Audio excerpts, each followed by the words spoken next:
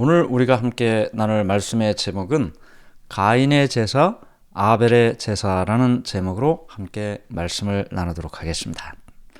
네, 오늘부터 우리는 사과를 시작하는데요. 사과. 네, 사과는 이렇게 되어 있죠. 빛과 어둠의 갈림길, 그 후손들 홍수전이라고 되어 있습니다. 자, 이걸 좀 더 보고 넘어가야 되겠죠. 여러분들이 이 복음의 시대적 진행도를 보시면 언제나 복음의 시대적 진행도를 통해서 이 어떻게 우리가 지금 현재 공부하고 있는 시점이 전체의 인류 역사 가운데 어디쯤을 위치하고 있다라는 것을 알 수 있습니다. 지금은 계속 똑같은 지점을 공부하는 것 같지만 시간이 좀 지나면 달라집니다. 자, 맨 왼쪽에 창조, 우리가 창세기 1장, 2장 배웠죠? 죄가 없는 상태였습니다. 그렇죠. 그 다음에 여기 맨 뒤에 보면 재창조라고 있죠? 예, 창세기, 요한계시록 21장, 22장, 창조와 재창조. 그 다음에 창세기 3장에서 우리가 이미 지난 시간에 배운 것처럼 인간에게 죄가 시작되는 것을 배웠고, 그 다음에 요한계시록 19장에서 요한계시록 20장입니다. 죄송합니다. 요한계시록 20장에서 죄가 끝나는 장면이 나옵니다. 그리고 창세기 4장부터 요한계시록 19장까지는 어떻게 해요? 죄로 인해 방황하는 인류의 역사, 또 그 인간을 구원하시는 하나님의 구원의 과정들, 이런 과정들을 우리가 이미 성경의 전체적인 의미를 우리가 이미 살펴봤습니다. 오늘은 창세기 4장입니다. 창세기 4장, 선과 악의 갈림길이라고 되어 있고요. 네, 아직도 이쯤을 공부하고 있어요. 창세기 3장 지나자마자 참신앙과 거짓신앙, 그 시초를 알아본다. 자, 여기 갈림길이라는 말도 나왔고 뭔가 나누어지는 것을 생각하게 되네요. 그렇죠? 선과 악, 그리고 참과 거짓, 이렇게 나누어지는 것을 보게 됩니다. 자, 창세기 4장과 5장을 본문으로 해서 우리가 이 사과를 배우게 되는데요. 자, 무엇을 배우는지 간단하게 살펴보고 넘어갑니다. 비슷하지만 전혀 다른 두 종류의 예배. 자, 가인과 아벨의 이야기라 그랬죠? 빛과 어둠의 길, 첫 핍박자, 첫 순교자. 실패로 산 가인과 승리자로 죽은 아벨. 사망의 길에서 생명의 길로 가는 길. 양으로 표상된 예수님의 십자가. 하나님의 사랑이 인간의 가장 흉악한 죄를 능가한다. 구원의 길을 거절하고 두려움으로 살아가는 공허한 인생. 수많은 종교와 교파들 누구의 작품들인가? 빛의 후손들, 어둠의 후손들, 나는 지금 어느 편에 있는가? 자, 어떻든 이 가인과 아벨을 통해서 나뉘어집니다. 선과 악, 생명과 사망, 구원과 두려움, 여러 종교와 종파들, 빛의 후손들, 어둠의 후손들. 우리가 지난 시간에 살펴본 것처럼 아담과 하와는 선과 악을 알게 하는 나무의 열매를 먹음으로 에덴 동산에서 범죄했습니다. 그들이 구원의 기별을 들었습니다. 여자의 후손에 관련된 여러 말씀을 들었습니다. 그들이 비록 죄를 지었지만 하나님의 은혜로 그들이 다시 삶을 얻을 수 있는 길이 열려졌습니다. 그것을 그들이 들었습니다. 그러나 에덴 동산에는 여전히 생명나무 열매가 있었기 때문에 죄 지은 그들이 생명나무 열매를 먹고 영원히 사는 것은 별로 바람직한 일이 아니죠. 그래서 하나님께서는 그 아담과 하와를 에덴 동산 바깥으로 나가도록 하셨습니다. 그리고 에덴의 동쪽에 그룹과 화염검, 이 화염검이라는 것은 이제 불꽃을 의미하는데요. 그룹과 천사를 이야기하는 거죠. 천사와 불꽃. 성경의 본문의 표현으로는 화염검을 든 그룹 천사가 에덴 동편을 막고 인간이 그 안으로 들어가지 못하도록 했다라는 의미가 됩니다. 그래서 그들은 이제 이 에덴 동산에서 나오게 되죠. 그러나 범죄한 그들은 이미 여자의 후손이 그들에게 와서 그들을 구원해 주신다는 약속을 믿었기 때문에 다시 에덴으로 돌아갈 것에 대한 확신이 있었습니다. 그래서 그들은 에덴을 멀리 떠난 것이 아니고 에덴 동편을 통해서 나왔잖아요. 에덴 동편을 지키고 있다고 했으니까 그 에덴 동편을 향해서 그들은 계속해서 제사를 드리게 됩니다. 우리가 오늘 제사의 의미와 목적에 대해서 배우게 될 텐데, 그래서 에덴 동산을 향해서 그들이 제사를 드렸다는 것은, 자, 에덴 동산은 뭐하고 뭐가 있어요? 지금 그룹 천사가 있고 불꽃이 있어요. 화염검이라고 했으니까, 자, 불꽃과 그룹이 있는 에덴 동산을 향해서 제사를 지낸 것은 나중에 모세를 통해서 그들에게 성소를 건축하라고 하시는데, 성소 안에, 지성소 안에 법궤 위에 뭐가 있습니까? 그룹 천사가 있어요. 그룹 천사 사이에 뭐가 있습니까? 쉐키나라는 불꽃이 있어요. 이 불꽃과 그룹 천사, 에덴 동편을 향해서 하나님이 계시던 그 에덴 동편을 향해서 예배드렸던 아담과 하와의 그 모습이 이후 성소를 통해 하나님이 계신 에덴 동산을 향해 예배드렸던 그 불꽃과 그룹 천사가 있는 이 성소의 모습으로 예배의 모습이, 제사의 모습이 이제 발전되는 것이죠. 오늘날 여러분과 제가 하나님께 예배를 드리는 것은 바로 여기에서부터 시작된 것을 보게 되는 것입니다. 자, 이제 이렇게 나왔습니다. 에덴 동산을 나온 아담과 하와가 이제 그들의 삶을 시작하게 되죠. 4장 1절입니다. 아담이 그의 아내 하와와 동침하매 하와가 임신하여 가인을 낳고 이르되 내가 여호와로 말미암아 등남하였다 하니라. 자, 아들을 낳았습니다. 아들을 낳든 딸을 낳든 모든 사람들이 자녀를 출산하면 기쁨과 행복함을 느끼게 되죠. 그런데 이 아담과 하와만큼 기쁨이 가득한 부모가 또 어디 있었겠습니까? 그들은 가인을 낳고 너무너무 기뻐했습니다.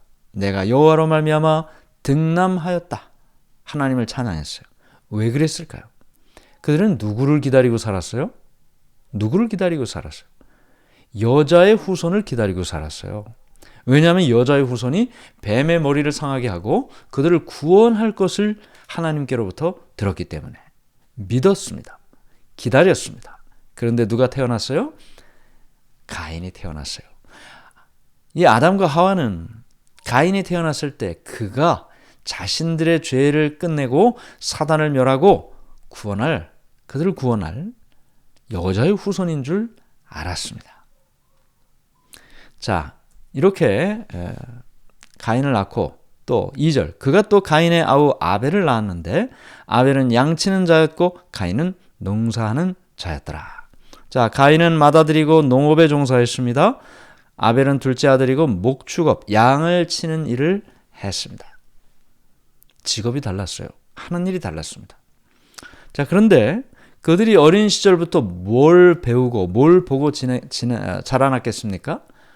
부모인 아담과 하와가 늘 에덴 동편을 향해서 제단을 쌓고 예배드리고 제사 드리는 모습을 보면서 자라났습니다. 이제 세월이 지나서 3절, 세월이 지난 후에 얼마나 지났을지는 모르나 가인과 아벨이 성인이 됐고 그들이 스스로 하나님께 제사를 드리게 되는 그때가 되었습니다. 가인은 땅의 소산으로 제물을 삼아 여호와께 드렸고 아벨은 자기도 양의 첫 새끼와 그 기름으로 드렸더니, 자, 가인은, 저 뒤에 있는 가인은 자기가 농사를 지은 수확물로, 그렇죠?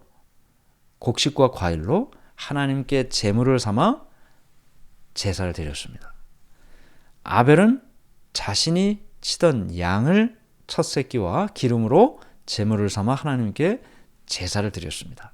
그런데 우리가 아는 것처럼 하늘에서 불이 내려와 아벨과 아벨의 제사는 받으셨으나 가인과 가인의 제사는 받지 않으셨습니다.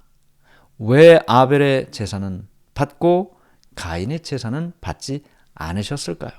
제가 목회하면서 받게 되는 여러 질문 가운데 아주 대표적인 질문이 몇 가지가 있는데 그 중에 한 가지가 바로 이 질문입니다. 왜 가인은 안 받으시고 아벨만 받으셨습니까? 오늘 우리가 그 궁금증을 꼭 해결하시길 바랍니다. 자, 제사의 의미와 목적을 우리가 먼저 살펴봅니다. 왜 그들이 제사를 지냈고 제사는 어떤 의미를 가지고 있는가? 창세기 1장에서 우리는 인간이 사랑의 대상으로 창조되었다는 것을 이미 공부했습니다. 이 땅에 존재하는 사람은 하나님의 사랑의 대상으로 창조된 것이다. 사랑받기 위해 창조된 것이다. 여러분도 저도. 그렇죠? 아담과 하와 사랑의 대상으로 창조되었습니다. 창세기 1장의 말입니다.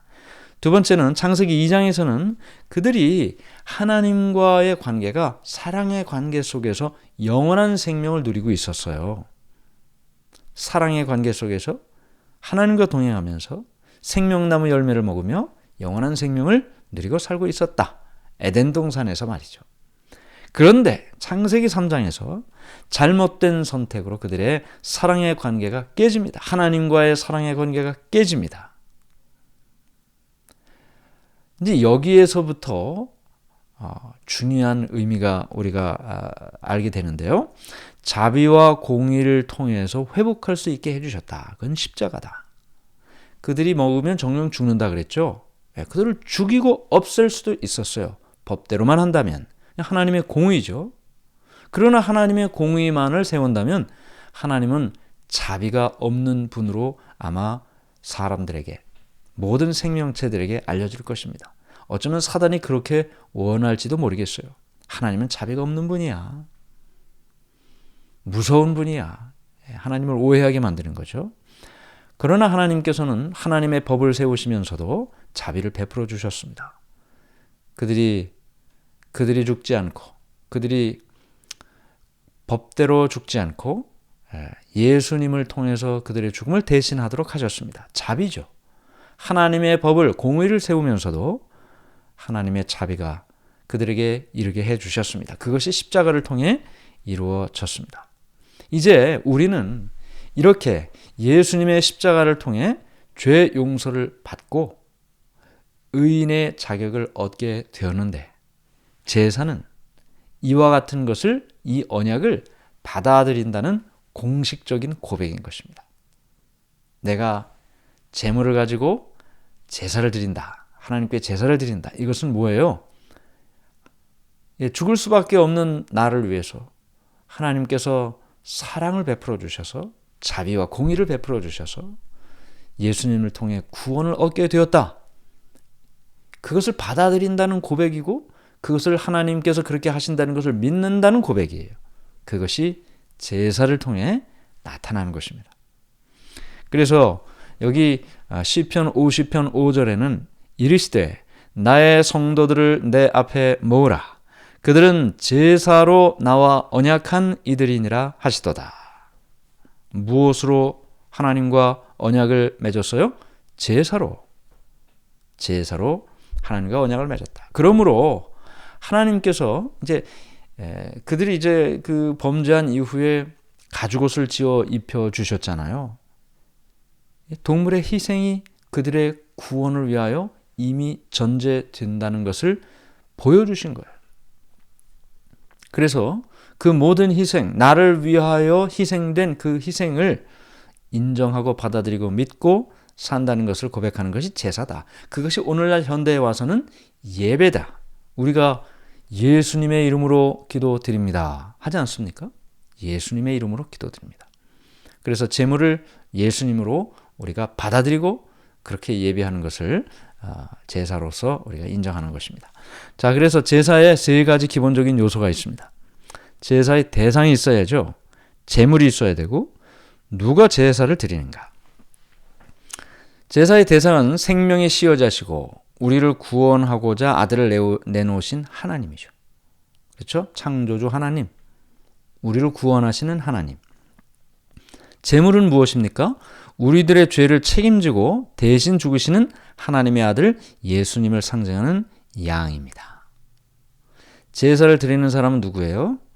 여러분과 전데 자신이 죄인임을 깨닫고 죄의 그늘에서 벗어나기를 바라는 사람, 네, 저와 여러분이에요. 그렇죠?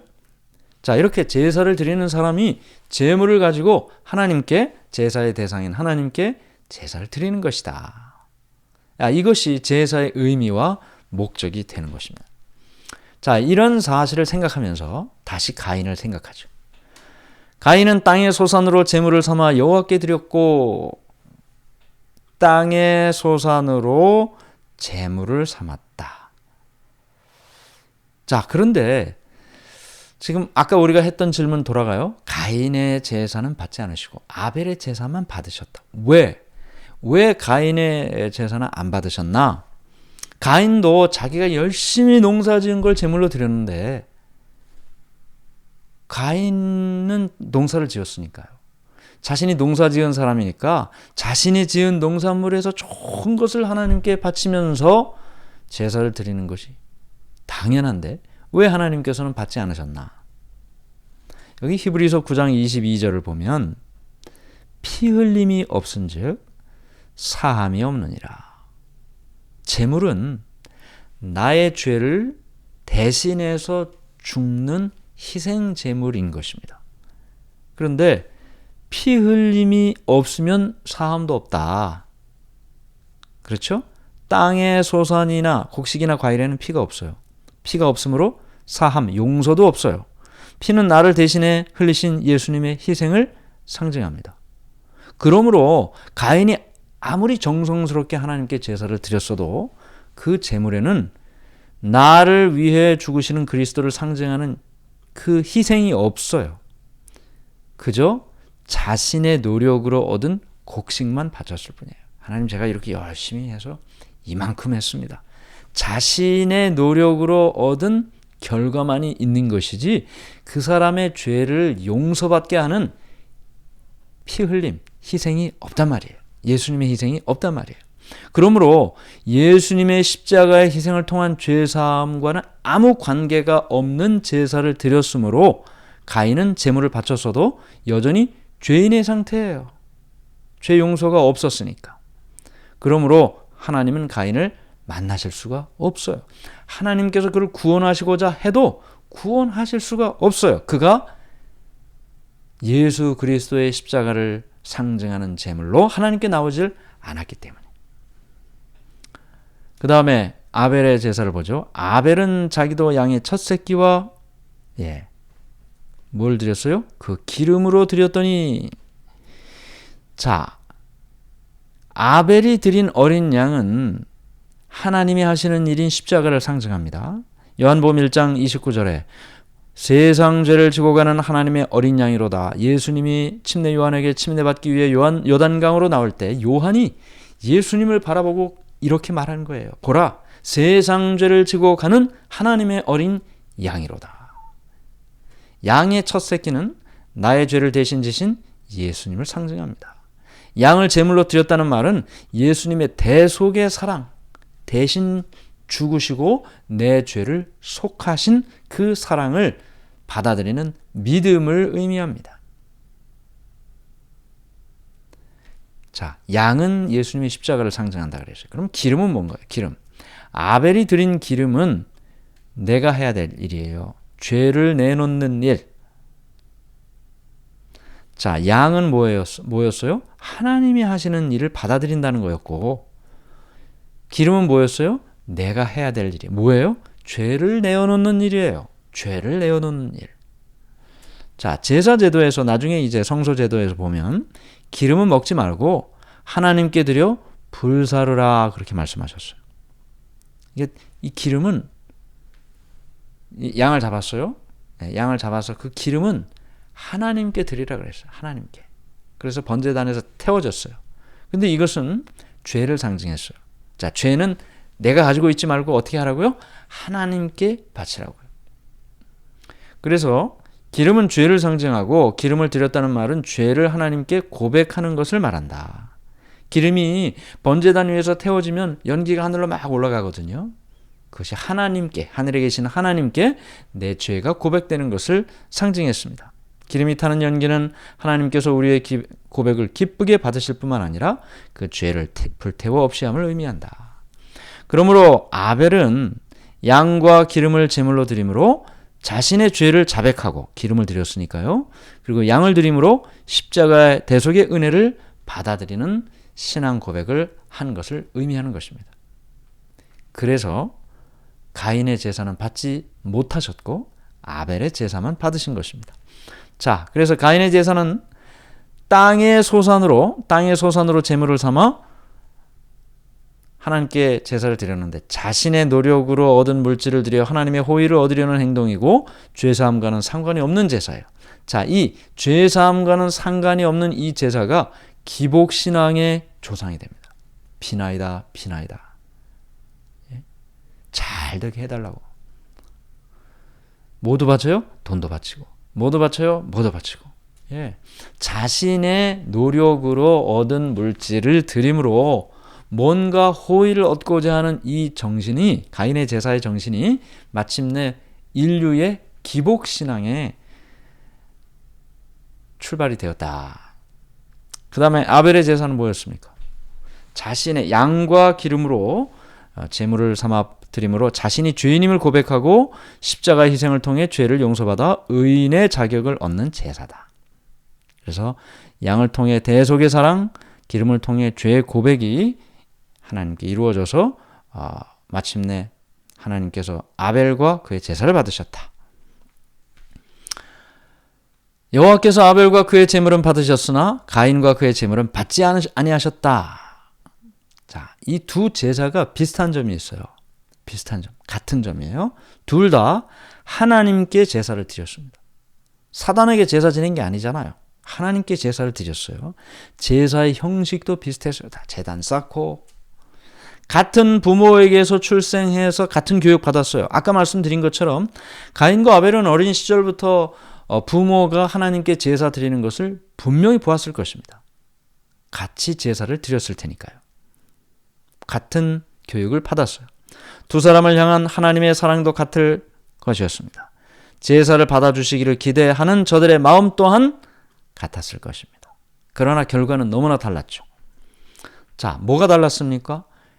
아벨의 제사와 가인의 제사가 뭐가 달랐어요? 아벨은 양의 첫 새끼로 십자가를 통한 죄 용서고 베푸시는 사랑을 받았으나 이 가인은 땅의 소산으로 속죄와 무관한 제사였어요.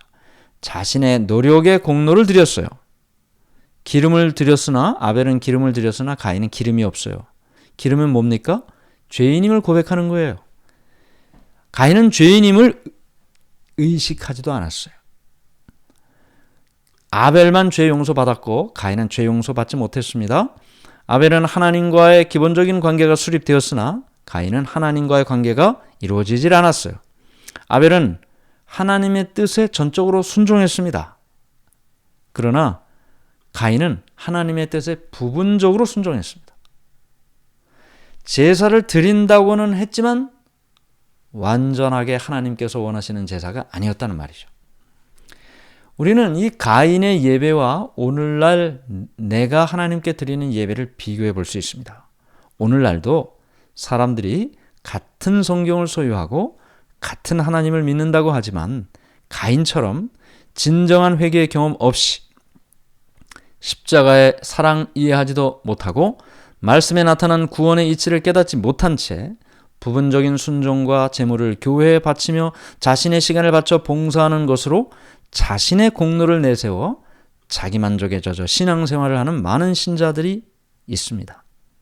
이것은 행함으로 구원을 얻으려는 가인의 신앙 방법과 같겠죠. 하나님 편에서는 우리의 물질이나 노력은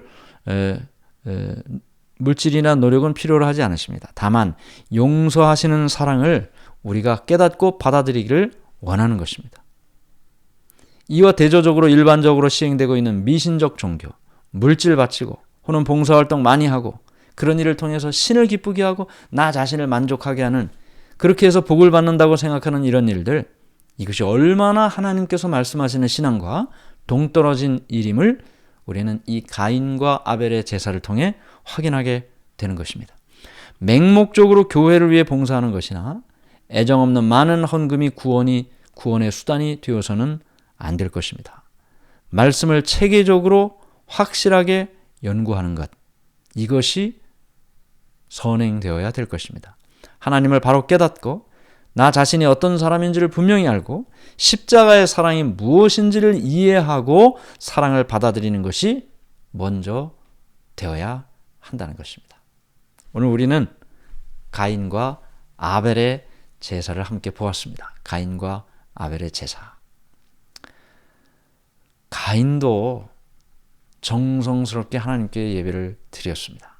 오늘날 이 세상에 마음과 뜻을 다하여 하나님을 섬기기를 원하는 사람이 얼마나 많습니까? 어느 교회에 다니고 있든지 말이죠.